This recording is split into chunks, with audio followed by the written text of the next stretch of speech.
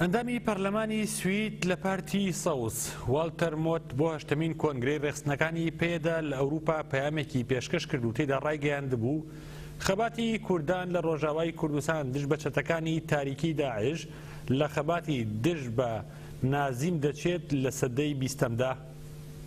والتەر موت لە پەیامەکەیدا بۆ کۆنگرەی هەشتەمی پێدا لە بروکسلی پایتەختی بەلژیکا ڕایگەیان کوردان لە ڕۆژاوا لە هەلومەرجێکی یەکجار دژواردا خەریکی دروستکردنی کۆمەڵگایەکی دیموکراتین کە خەسڵەتەکانی بریتین لە یەکسانی جێندەری لە نێوان ژن و پیاودا لە دەسەڵاتیشدا سەرقاڵی ئاواکردنی حکوومەتێکن بە بەشداری تەواوی پێکاتە نەتەوەیەکان.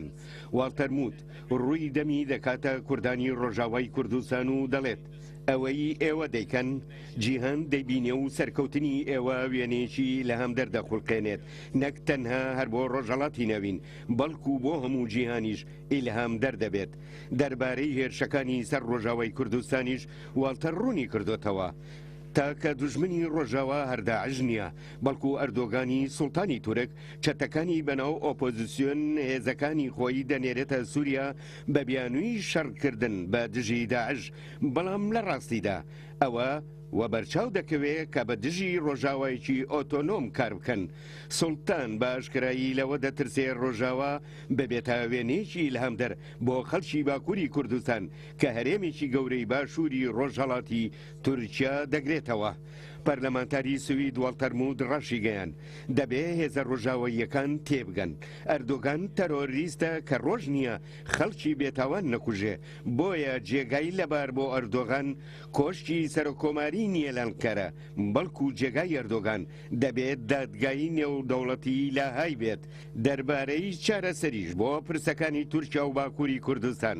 وتی تەنیا ڕێگا لە بەردەم تورکیا ئەوەیە کە تەواوی زیندانیانی سیاسی و عەبدوڵڵا ئۆجەلان نازاد بکات.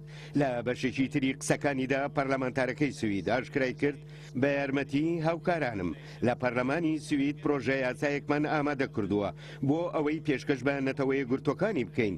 تێیدا داوامان لە نەتەوەیە گورتوەکان ئەوەیە کە لە هەموو بەشەکانی کوردستان ڕفراندۆمێک ڕێک بخەن بۆ ئەوەی ستاتوسی یاسایی داهاتوو دیاری بکرێت کە چ جۆرە سیستەمێکی ئۆتۆنۆم یان سربەخۆ دا بمەزرێنرێت.